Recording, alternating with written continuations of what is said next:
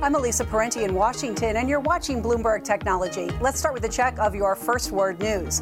Just minutes ago, the Senate tallied enough votes to pass legislation that would reopen the federal government and fund it through February 8th. The House of Representatives will vote on the bill tonight. The measure is expected to clear the House.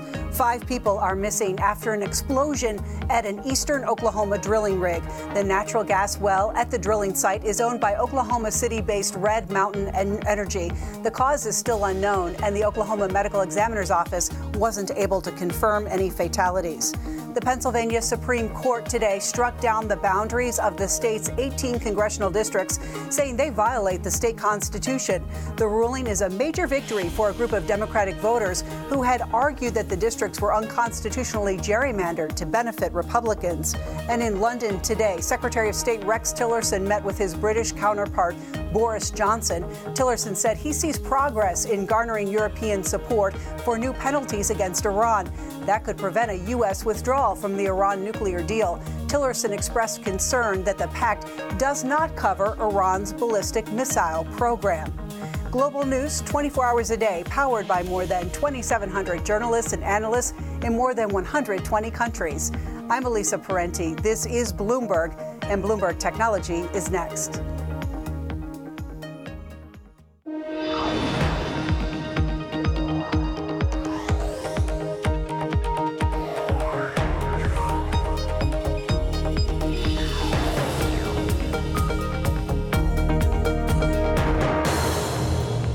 I'm Emily Chang, and this is Bloomberg Technology. Coming up, Netflix turns in its best performance ever in the fourth quarter, adding more than 8 million streaming customers in the period. We will break down the results.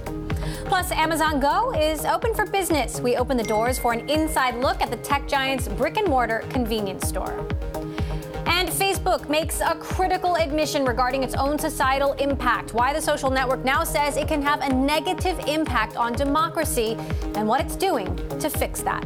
But first, to our lead. Netflix turns in a big beat, the company's biggest quarter and year ever. Subscriber additions beat expectations, and shares are jumping in after-hours trading, pushing the company's value above $100 million for the first time ever. And for reference, it closed 2016 at a market cap of just $53 billion.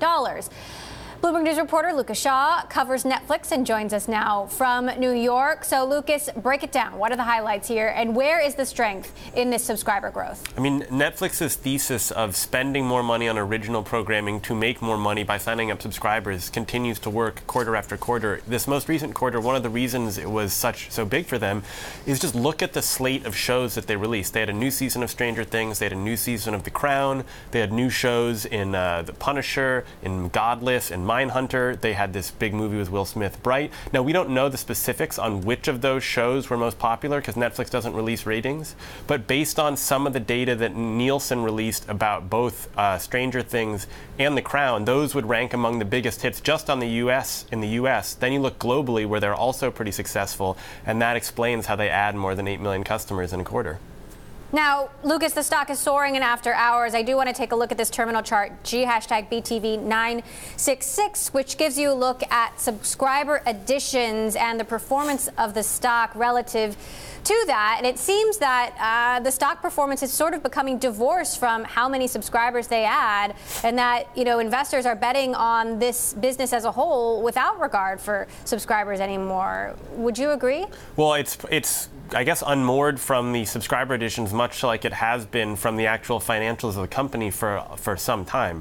I mean, if you look at the actual fundamentals, Netflix's free cash flow this past year was negative $2 billion. They projected it's going to increase or decrease, depending on how you look at it, to $3 billion or $4 billion this year. They are burning through money, and they're still not that profitable. But investors are just convinced that, Netflix, which added 19 million customers in 2016, 24 million customers in 2017, is going to keep doing that across the globe, and they don't want to miss out on an opportunity to get in on a stock that has been pretty much been going up for 5 years now. Now, interesting stat to pull out. Reed Hastings said the company took a $39 million charge in the quarter for unreleased content that they decided not to move forward with. How much does this have to do with the Kevin Spacey issue and House of Cards and other Kevin Spacey projects? And how much of this is other projects that Netflix bet on that will never see the light of day? You know, I have to believe it's related to Kevin Spacey because they both had to adjust the new season of House of Cards in the middle of this quarter, and they scrapped this movie about Gore Vidal in the quarter that Kevin Spacey was involved in. They haven't announced any other high-profile projects that they're not proceeding with. It's possible that it's something else, but the timing certainly seems to suggest that it's Kevin Spacey related. All right, we're going to continue to monitor Netflix in After Hours. Bloomberg's Lucas Shaw in New York for us. Now, joining us from LA for more reaction, Howard Owens, co-CEO of Propagate Content. Owens is a veteran producer of both traditional and streaming shows, including Apple's Planet of the Apps and The Biggest Loser. Howard, thank you so much for joining us. So, as I said, you've been producing original content since long before Netflix was in this game. I'm curious, from your point of view as a producer, how much has this shaken up your job and the entertainment landscape? It's really, made our job more fun. There are global content players now, where there used to be domestic distributors. And these big, Netflix, as a great example, is building a global content, premium content brand. And, we were excited to see the numbers of their foreign growth, and they're very excited to see where that's exactly coming from. Propagate, our company, is taking a big bet on the growth of foreign content, particularly in emerging markets. And Netflix is obviously tapping into that, building a consumer brand that's here for the future.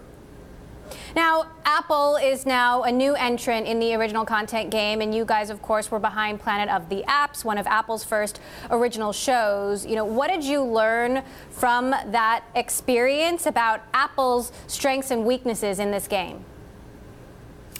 Apple is a lean-in company. The entire company got involved, and supported Planet of the Apps. One of the benefits that Apple has is their ability to create incredible technology that they can then use to deliver and drive premium content.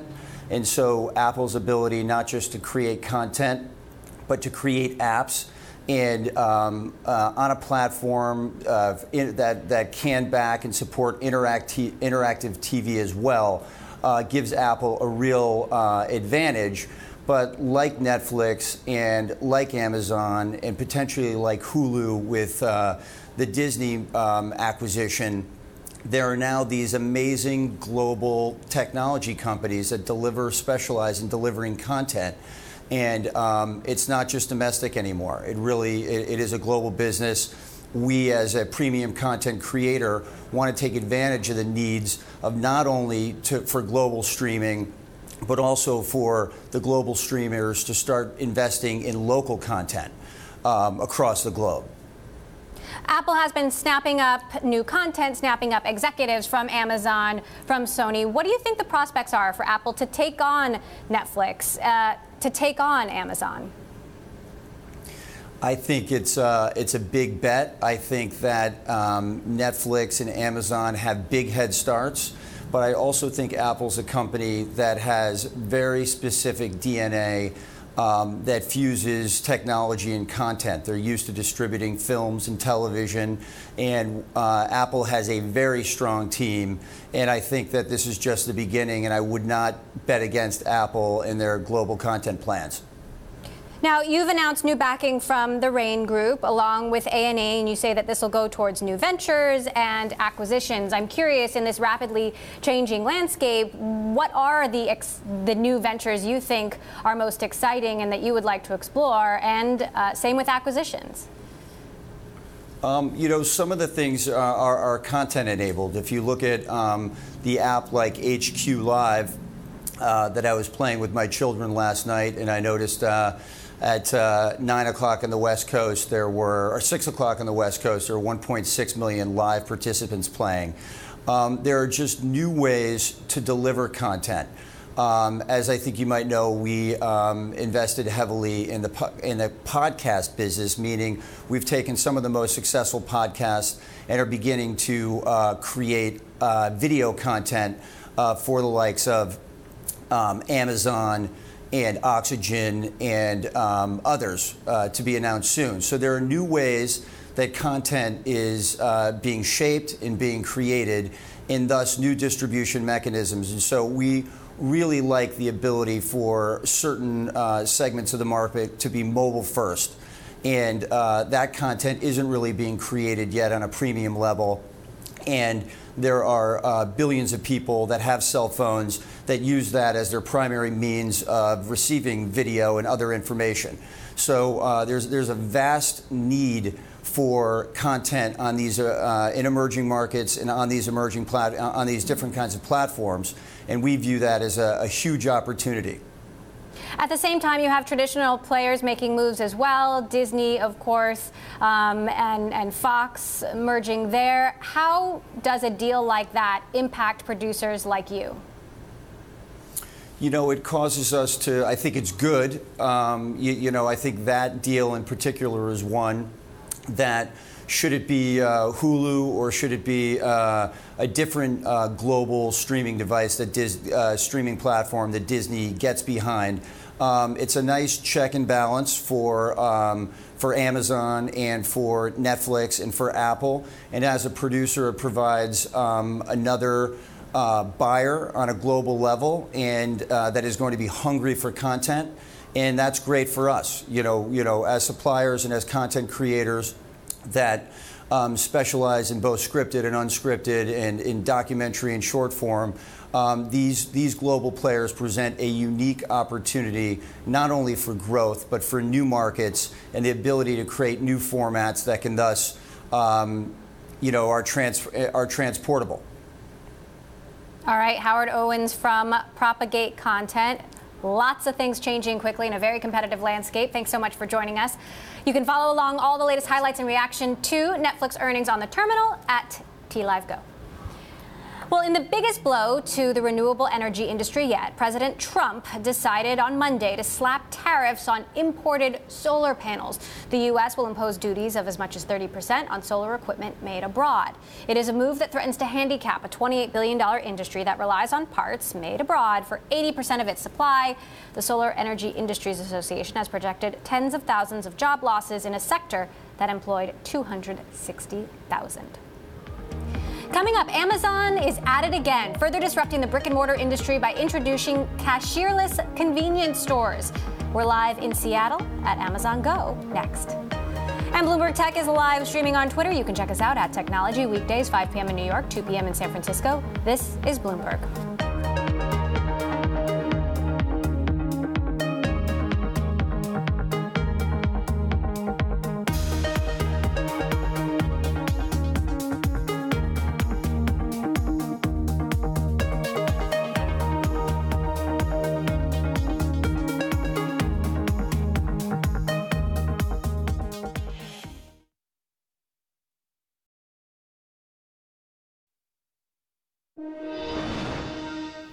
Just last week, Amazon announced a $2 a month increase for Prime monthly members. According to Cowen & Company, the spike in price will generate an extra $300 million annually for Amazon. Cowen estimates that 30% of Amazon's 60 million Prime subscribers in the U.S. pay monthly based on its surveys of Amazon shoppers. Cowen estimated the $300 million given its analysis of the monthly customers, including students and low-income users who pay a lower rate.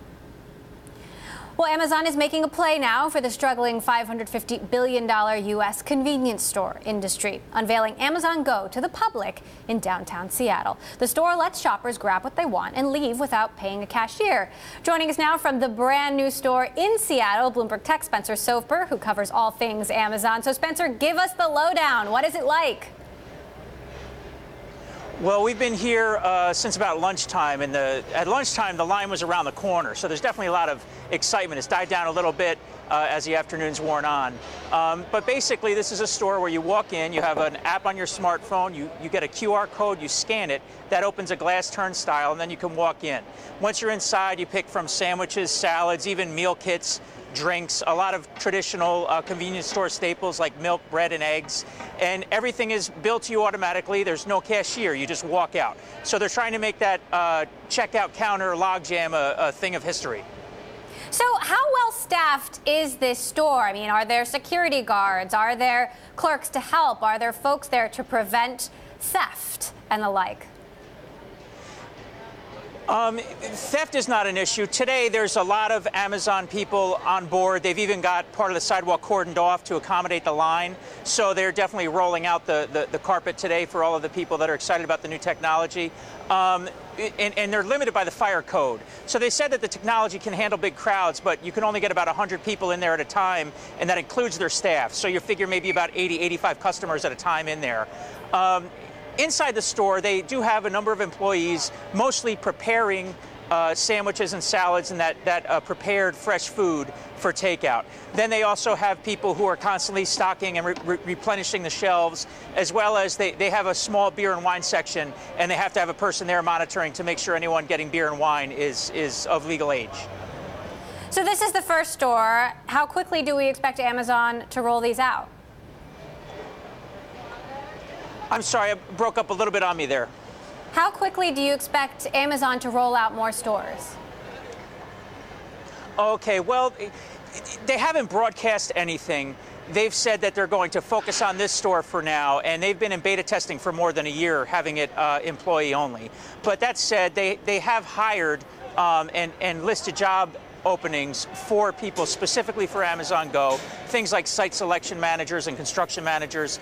So we can definitely expect them to bring this to other markets as long as they're happy with what they're seeing here in Seattle. Similar to what they did with their bookstores, which they started in Seattle, and they've now got about a dozen or so around the country.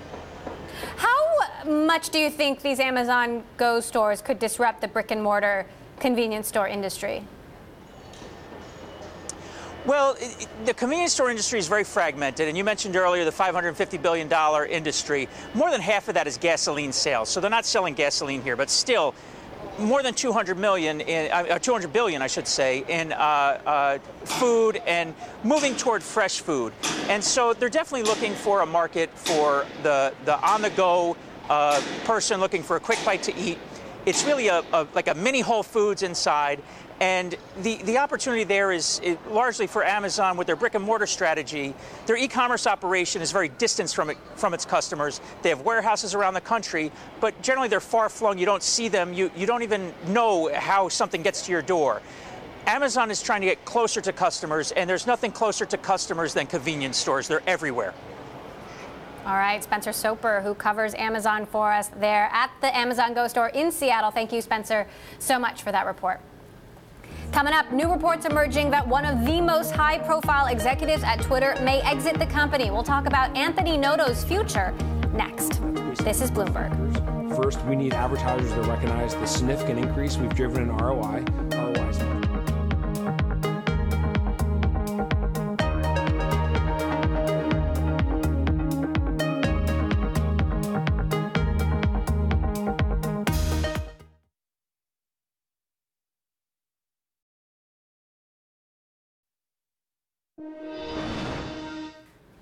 In the latest revolving door, Coinbase is working to address its overwhelming user demand with its latest hire. The cryptocurrency exchange has hired Tina Bhatnagar to lead customer support as VP of Operations and Technology. Over the last 5 years, she held a similar post at Twitter. Her group handled millions of user interactions every month. Meantime, one of the biggest executives at Twitter could be leaving the company. Chief Operating Officer Anthony Noto is in talks with SoFi to become the new CEO of the online lender. The previous CEO, Mike Cadney, left the company back in September amidst allegations of sexual harassment. Shares of Twitter dipped on the news as Noto, a former Goldman Sachs exec, is considered an integral part of the company. For more, let's bring in our Bloomberg Tech reporter, Selena Wang. So, what's happening? This would be big. This would be a pretty big blow and big loss for Twitter. So as we recently reported, they're finally really gaining steam in their turnaround plan. Their shares are rallying. They've been upgraded by at least 6 analysts over the past several months. And investors really see Noto key to this overall turnaround strategy. And we're seeing the stock react in response to that. He has really been this present force throughout all the volatile changes at Twitter. And he's the one who's been spearheading this live video content strategy that's played a key role in boosting the company. So the last time I interviewed Anthony Noto, he was making deals up to the minute. He got out of the interview. He's back on the phone calling. I mean, we've talked about how he's been sort of the heart and soul of the company as it's been going through this turnaround. Who would fill that void? Heart and soul is a great way to put it. They'll definitely have a hard time filling the void for Noto. He also holds a very unique background. He was a banker for many years. He took Twitter public.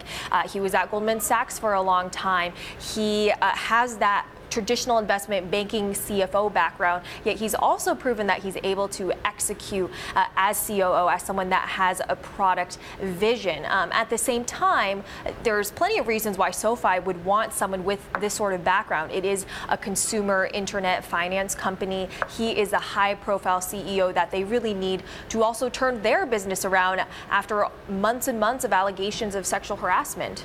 Let's take a listen to a quote from that last interview we did with Anthony Noto, which was back in May, where I asked him about working with Jack Dorsey, a guy who has 2 jobs. Take a listen. I love working with Jack and the rest of the leadership team. We approach running the company as a team that's focused on specific priorities, and we divide and conquer against those priorities. Titles are what the world has decided are our responsibilities, but at the end of the day, we divide up the priorities amongst our team on what's most important to accomplish. I wouldn't want to work with anyone else other than the team that I'm working with at Twitter right now with this team, including Jack. He's an inspiration. Now, huge respect for Jack Dorsey, and something that he and Noto are doing at the company is working. But in any world, might Jack just move on over to Square and promote Noto to CEO? Well, there's plenty of options what they can do at this point. Sources are saying that they're really negotiating price, probably both on Twitter's side on how they're going to counteroffer, and also SoFi and maybe sweetening the deal that they had previously offered to him. It seems unlikely at this point that Twitter would offer him the CEO job. Both of these companies, Square and Twitter, even though he is dual CEO, these are his babies. He loves these companies. I have not spoken to a single person at either company that has complained about him being an absentee CEO, despite the fact that he is the CEO of 2 companies. And I've also heard that I think it's interesting that Noto said divide and conquer, because they very much have an important balance that will be hard to replicate with another person. Jack has been described, as you know, since you've interviewed him many times, as more of a deep, introverted thinker, maybe also a little bit more indecisive, whereas Noto has been described as the cheerleader, the army person that's going to get people to work, very much the take charge type of person. So that will be very hard to replace. All right, well, this will be interesting to watch. Selena Wang, our Bloomberg Tech reporter, thanks so much for that update. Coming up, Netflix shares soaring after the company reported its biggest quarter and year ever. We'll bring you details on the streaming giant's new milestone next. And if you like Bloomberg News, check us out on the radio. Listen on the Bloomberg Radio app, Bloomberg.com, and in the U.S. on SiriusXM. This is Bloomberg.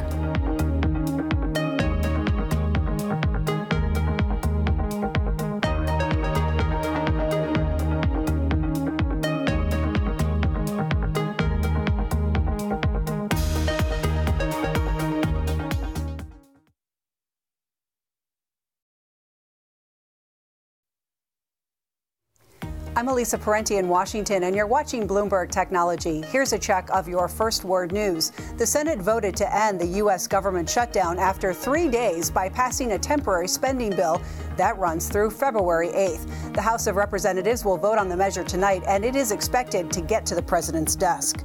President Trump has grown frustrated with Commerce Secretary Wilbur Ross over the growing U.S. trade deficit with China. That, according to an official at the White House. But Press Secretary Sarah Huckabee Sanders denied any friction, telling reporters the president has full confidence in Ross. Turkey's military offensive into northwestern Syria continues with assaults on the Kurdish-held city of Afrin. Turkish President Recep Erdogan wants to oust U.S.-allied Kurdish militia from the area. The campaign on Afrin has strained ties with Washington and complicated Russian efforts to end Syria's civil war. South Africa's ruling party said Monday it is considering whether to order President Jacob Zuma to step down as head of state. After a 4-day meeting of the African National Congress, the party's Secretary General told reporters no decision has been made and denied local media reports that Zuma's departure was imminent. Global news 24 hours a day, powered by more than 2,700 journalists and analysts in more than 120 countries. I'm Elisa Parenti. This is Bloomberg. Just after 5:30 p.m. here in Washington, 6:30 a.m. in Hong Kong, we are joined by Bloomberg's David Ingles with a look at the markets. David, Wall Street will not be kept down. Government shutdown or no, we just keep going up to new records. Yeah, equity investors don't care, do they? I mean, we've seen pretty much everything thrown at sentiment. Over the past 24 months, nothing has stuck so far. Same story in the Asia Pacific. I mean, we did have a day of consolidation on Monday, but make no doubt when we get the open today, it does look like we will be seeing gains across a lot of these major markets. Australia, keep in mind, is on its longest streak of declines in 10 months, but that looks to disappear. It looks to end with futures signaling gains at the open in about 30 minutes from now. Japan, of course, front and center will be the BOJ. Wraps up its two-day policy decision in about 5 hours from now. You also have the press conference in about 8 hours. No change expected, although expect Governor Kuroda to take a lot of questions when it comes to whether or not he will be continuing on as the BOJ governor, as well as a policy there when it comes to yield curve control. Very quickly, have a look at some of the other things we're following here as well. Philippines releases GDP data. Singapore out with inflation. Quick look, of course, across a lot of the currencies we're looking at the moment. And that's a wrap of your markets early. I'm David Ingles. More from Bloomberg Technology next.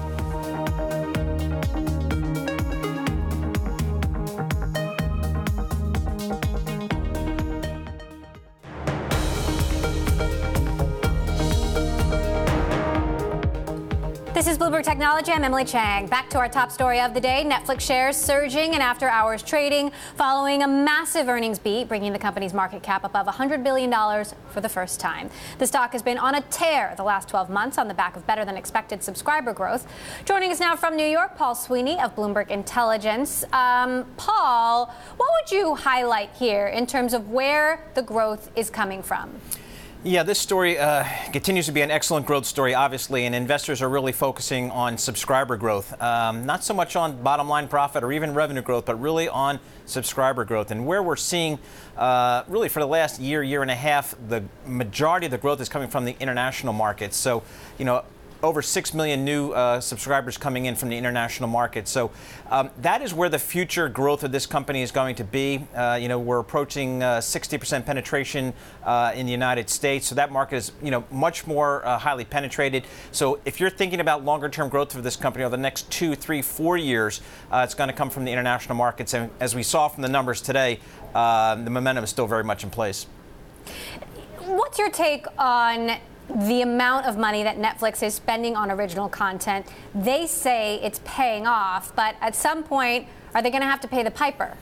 I think they will. And, the number that Corey Johnson of Bloomberg loves to talk about is that long-term programming obligations, which totaled this quarter $17.7 billion. Netflix has to pay for them at some point. The good news for them is they're adding subscribers. The subscribers are paying more and more, so that's generating higher and higher revenue.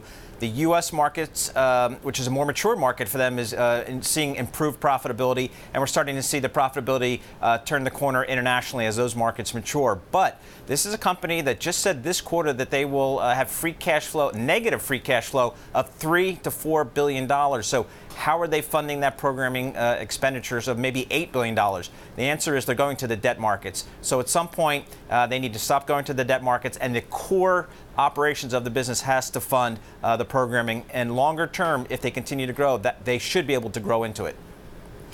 Obviously, there are constantly new entrants into this original content game. Apple is arming up. They're hiring new executives from Amazon, from Sony. Of course, Amazon is in there. Hulu has had a major hit with The Handmaid's Tale. Disney making moves, as more of a traditional player, but showing that it can also be nimble. At what point do you think can Netflix get comfortable, or is that a long way off? It's interesting. I think, we're not seeing Netflix pull back at all. If anything, we're seeing them accelerate some of their investments. So again, $8 billion in programming expenditures this year. Maybe close to half of that will be for original programming. So they by far have the biggest programming budget in Hollywood. They have the biggest checkbook, and they're writing checks What we're starting to see, however, is some of the technology companies starting to dip their toe, and by announcing $1 or $2 billion of programming investments for 2018, companies like Apple and Facebook and Google, that is just dipping their toe into the marketplace.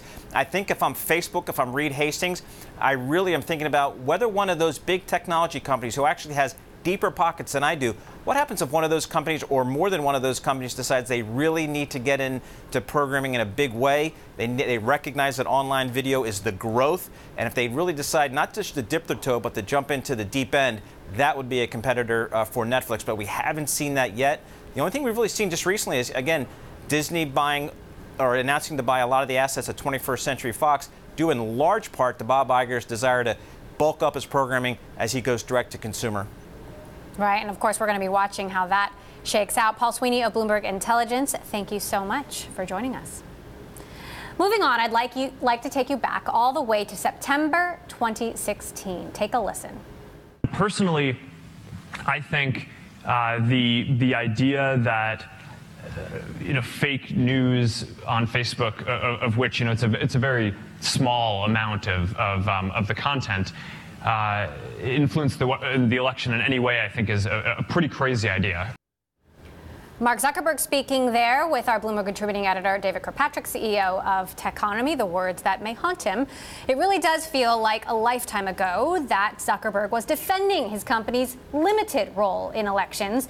Well, today the company has acknowledged exactly the opposite, saying in a blog post on Facebook, from the Arab Spring to robust elections around the globe, social media seemed like a positive.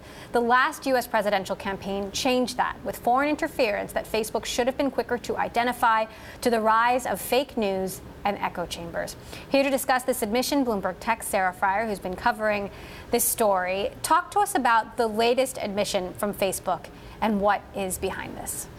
Those words will absolutely haunt Zuckerberg, because in the months since, the company has really dug deep into just how big of a problem this is, and there's been a lot of reporting on the impact that Facebook has, not just in the United States with the Russian interference in the 2016 election, but in other countries around the world where dictators are using it for their own means, where Facebook has been cozying up to governments. So it really is this crucial moment for the company where they have to figure out, okay, people realize the extent to which we've affected democracies around the world.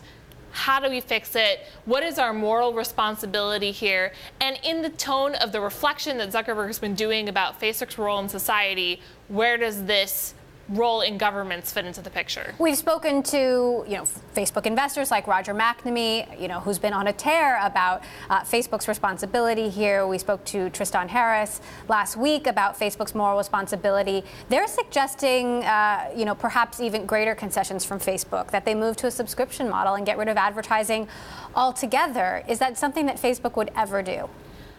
The company is going to try a lot of things. They keep announcing, it seems like every few days there's another thing that they're attempting. Last week we saw they're going to let a poll from users about how trustworthy news sources are allow the ranking of news in their algorithm. So they're going to take small steps. That's just the beginning of a lot we're going to hear.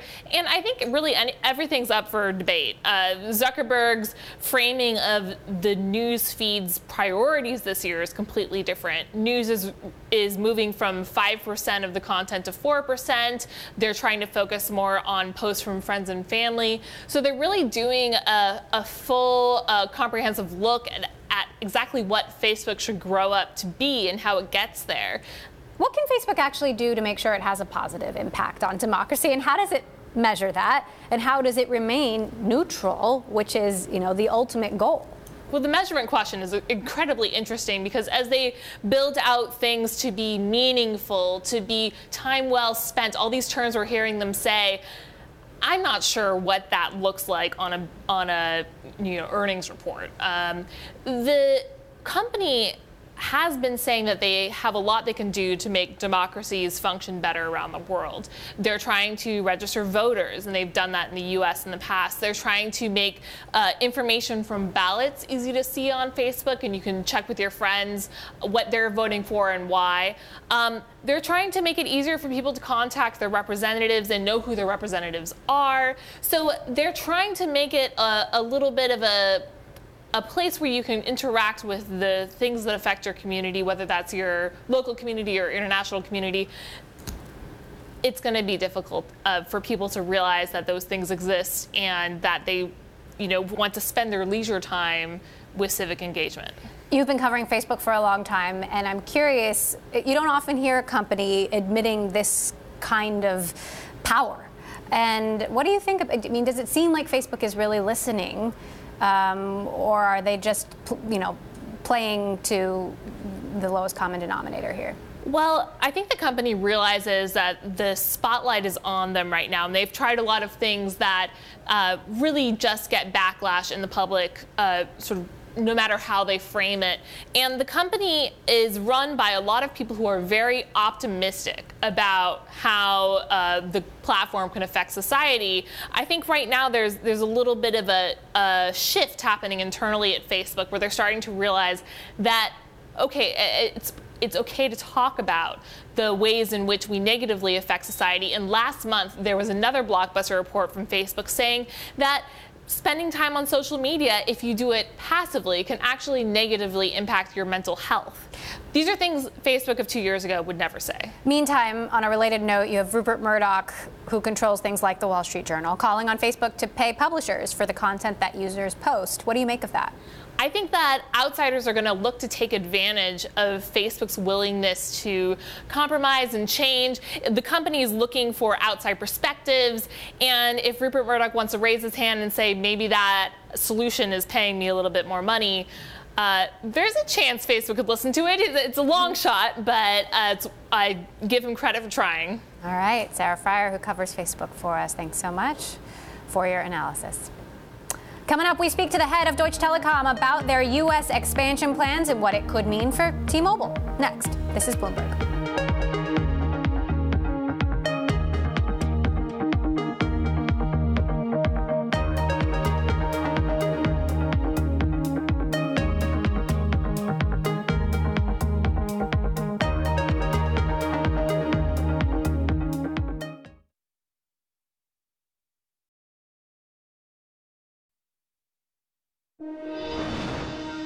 French President Emmanuel Macron has long been calling for Paris to be an innovation hub, and Facebook and Google are working to fulfill that desire.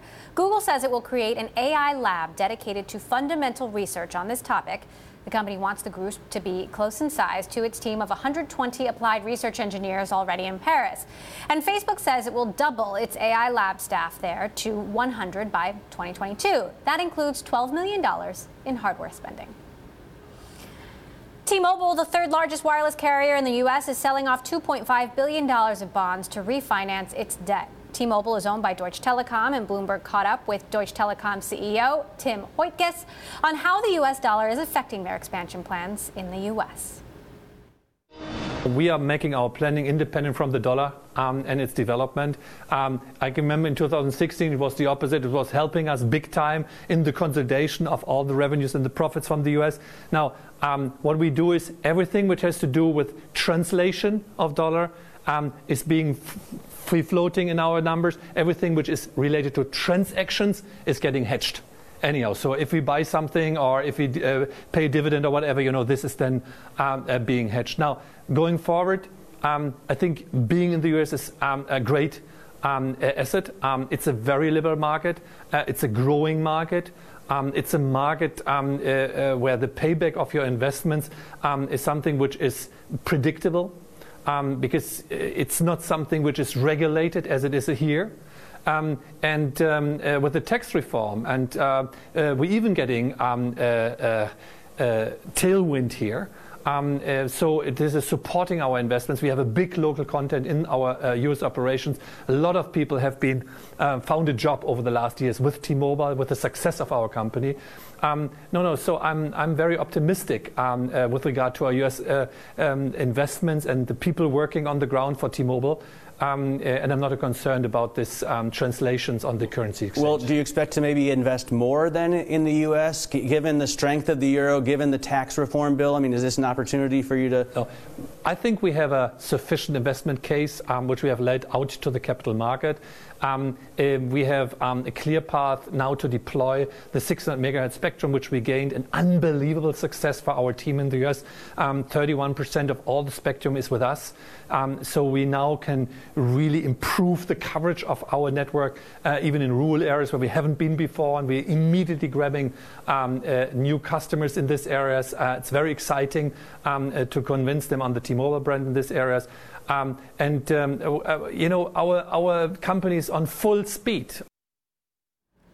That was Deutsche Telekom CEO Tim Hoytges speaking with Bloomberg at the Digital Life Design Conference in Munich.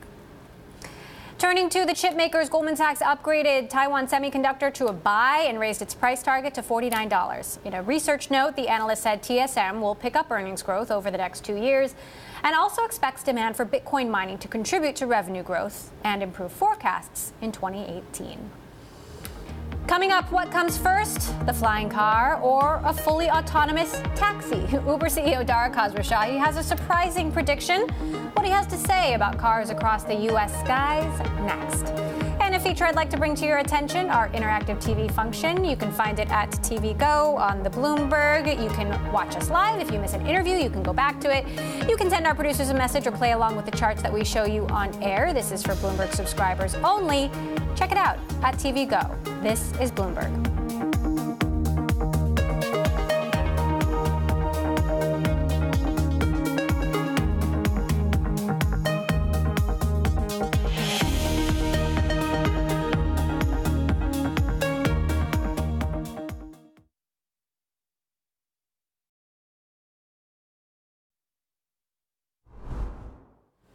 Now to breaking news out of Washington. The House is voting on the short-term spending bill after the legislation was passed in the Senate. The Senate voted 81-18. The impasse broke as Democrats accepted a deal from Senate Majority Leader Mitch McConnell that would fund the government through February 8th. In exchange, McConnell agreed to address Democratic demands that Congress quickly restore protections against deportation to young undocumented immigrants brought to the U.S. as children. We'll continue to monitor the vote and bring you the very latest. Well, Uber CEO Dara Khosrowshahi says flying cars may come within the next 10 years, but fully autonomous taxis are still 10 to 15 years away. Khosrowshahi made these comments in his first public appearance as Uber CEO at the Digital Life Design Conference in Munich. Joining me now with more, Bloomberg Tech's senior executive editor of Global Tech, Brad Stone, who wrote a book about Uber. So is what he's saying here realistic? 10 years for flying cars. Yes. Well, my other role is Uber's chief flying car evangelist, Emily. So I do feel a certain responsibility to say, yes, it is feasible. Maybe not in the U.S. where regulatory concerns and safety concerns might put off adoption. But we've wrote some of the first stories on so-called flying cars, these aircraft that are small, private, take off vertically and land vertically. They're very quiet. I'm a big believer in the technology. I think that the companies that are working on it that are owned by Larry Page are pretty far along. There are other private companies around the world, and you could start to see this technology rolled out in maybe some developing nations where gridlock is a mess, where you can't really traverse the streets. Uber says it's going to be inexpensive. I don't think any mass transportation technology starts out inexpensive. I think it'll be a luxury product to start, but I do think it's probably 5 to 10 years away. We haven't heard a lot from Dara Khosrowshahi since he started this job. What do these remarks signify about his long-term view on Uber's business? I think he's been busy, bringing the company out of its getting the skeletons out of the closet. Getting the skeletons out of the closet. They raised that money from SoftBank, so he's got some breathing room. He talked about expanding in Germany, but in conjunction with governments and regulators, so clearly a different note there. But I think the fact that he's still talking about not just autonomous cars, but flying cars shows that while he wants to run a sort of more reasonable, profitable company, he still has the vision. He's still going, trying to push Uber into the next transportation revolution. And how does this fit into the self-driving car projects that Travis Kalanick started? Well, that's right. That's still going on, and Uber is investing heavily there. So it's not either or. These are transportation options. I think autonomous cars, seems to me maybe a little bit closer. Like Google's been working on it for 15 years. But it's like the future of transportation is to have options, and these are two big ones. So he's traveling through Europe right now. He's going to be speaking at Davos later this week. He's also, I assume, making overtures towards regulators, given all of Uber's regulatory difficulties in Europe. How important is this trip for him? I think it's big. This is a new tone. The cover of Business Week this week is the fall of Travis Kalanick that I wrote with my colleague Eric Newcomer. They're still recovering, and the more Dara can get out there, the more he can sound notes of change and sort of apology for past behavior, the more he can talk about expanding in conjunction with regulators, innovating on behalf of drivers. These are all good things for Uber because, look, what was fundamentally ailing Uber was a sort of terrible public perception, and Dara is their best weapon in turning that around. Do we have any sense of whether regulators are responding to these overtures, or whether they want to punish Uber a little longer for the sins, if you will, of Travis? I think the more that Dara gets in the room, the less that's true. And I think we saw it in London, remember, where the appeals process there is still ongoing and Uber getting its license back. But when Dara went over there and met with the mayor of London and Transport for London, they all had great things to say. And I think the feeling there is that they're going to get past the regulatory problems in London. And so it is important. Dara needs to be very visible. I think it's one of the reasons why he hired a COO so he could sort of be diplomat in chief. All right. And you've got new details on all this in the new edition of your book, The Upstarts, Coming this summer. Yes, indeed. Thank you. Coming out in paperback. All right, Brad Stone, our senior executive editor of Global Tech, thank you. This Tuesday, our Bloomberg editor-in-chief, John Micklethwaite, will be speaking with Uber CEO Dara Khosrowshahi in Davos. Be sure to catch that conversation. It'll be airing throughout the day right here on Bloomberg Television. That's it for this edition of Bloomberg Tech. And a reminder, we're live streaming on Twitter. Check us out at Technology weekdays, 5 p.m. in New York, 2 p.m. in San Francisco. That is all for now. This is Bloomberg.